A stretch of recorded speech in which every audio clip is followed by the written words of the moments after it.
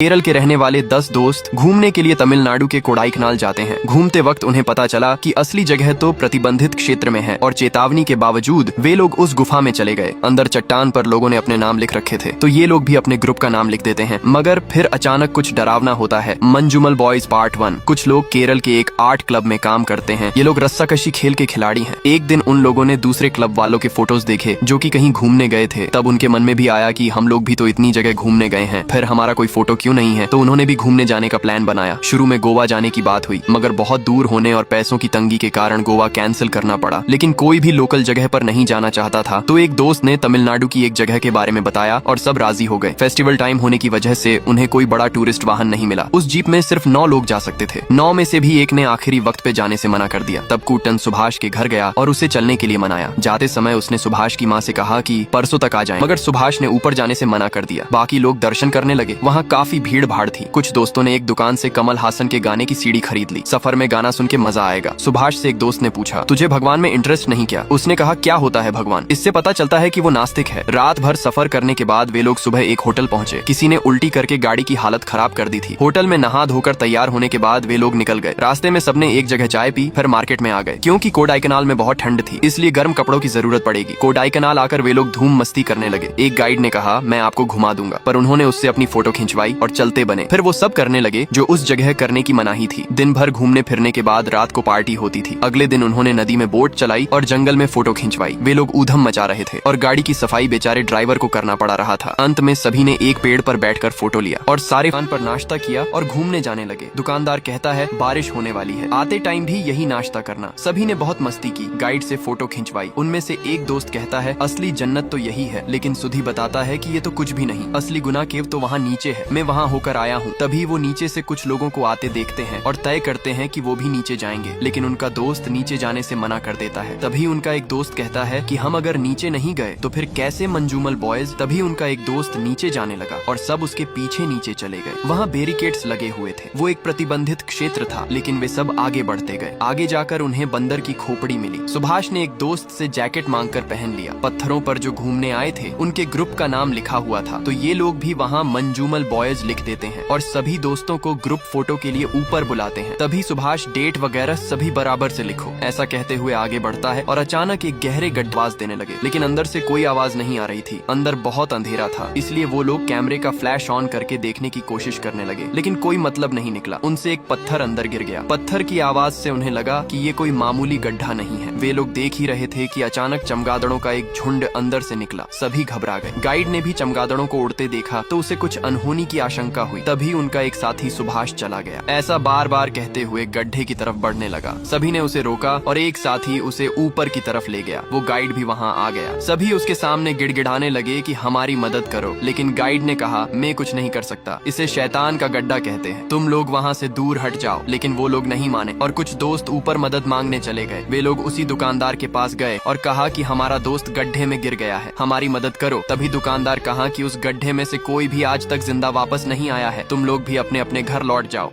सभी दोस्त दुकानदार के आगे गिड़गिड़ा रहे थे, लेकिन उसने साथ चलने से साफ मना कर दिया। तभी उसकी लड़की कहती है कि पुलिस स्टेशन में जाना चाहिए, लेकिन दुकानदार ने उसे डांट कर चुप कर दिया। बार बार कहने पर वो साथ चलने को तैयार हो गया और कहा कि नींबू साथ रख लो। बाकी दोस्त प्रसाद को लेकर पुलिस स्टेशन के लिए निकल गए। दुकानदार उस जगह पहुंचा और कहा कि गड्ढे के पास से हट जाओ, तुम जैसा सोच रहे हो वैसी जगह नहीं है ये, वो अब वापस नहीं आएगा। तभी सब लोग आसमान की तरफ देखते हैं। मौसम बन चुका था और बारिश होने लगी। इधर वे लोग पुलिस स्टेशन पहुंचे और सब कुछ बताने लगे। जैसे ही पुलिस वालों ने गुनाह केव का नाम सुना, वे भी घबरा गए और कहा कि तुम लोग वहाँ क्यों गए, जबकि वो एक प्रतिबंधित क्षेत्र है। वहाँ बोर्ड भी लगा हुआ है, गलती तुम्हारी है, तुम्हारा दोस्त अब कभी नहीं आएगा। वहाँ अभी तक 13 लोग गिर चुके हैं, कोई भी वापस नहीं आया। इधर दुकानदार भी वहीं बता रहा था कि इस गड्ढे को शायद एक हड्डी लाने पर भी लाखों का इनाम था। पूरी फोर्स को लगा दिया गया, फिर भी उसको बचा नहीं पाए। तभी उनका सीनियर ऑफिसर आया और आते ही सभी दोस्तों को मारने लगा और कहा कि तुम लोगों ने ही अपने दोस्त का मर्डर किया किया है और झूठी रिपोर्ट लिखाने आ गया। उन चारों पर ही FIR करने को बोलने लगा। शाम का वक्त हो चला था। बारिश का पानी अब गड्ढे की ओर बढ़ने लगा और कहानी फ्लैशबैक में चली जाती है, जहाँ सुभाष अपने दोस्तों के साथ लुका छिपी खेल रहा है। वो एक ड्रम में जाकर छुप गया। सभी दोस्त तो मिल गए, लेकिन सुभाष नहीं मिल रहा था। सभी उसे आवाज लगाते हैं, लेकिन जब वो ड्रम से बाहर निकलता है, एक घने जंगल में खुद को अकेला पाता है। आगे फोटोग्राफर फॉरेस्ट गार्ड के पास गया और कहा कि कुछ लड़के घूमने आए थे, उनमें से एक गड्ढे में गिर गया है। बेचारा गार्ड अपना खाना छोड़कर उनकी मदद के लिए जाता है। इधर सभी दोस्त पानी को रोकने की कोशिश रहे थे, लेकिन पानी था कि रुकने का नाम नहीं ले रहा था। दुकानदार ने उन्हें बहुत समझाया, लेकिन वे नहीं रुके। उतने में वो फॉरेस्ट गार्ड भी वहाँ आ गया और उसके साथ अंडरग्राउंड हो जाओ, यहाँ मैं सब संभाल लूंगा। एक दिन लीला सभी के लिए जंगल में खाना लेकर गई। सभी तो खा लेते हैं, लेकिन शिवा खाने से मना कर दिया।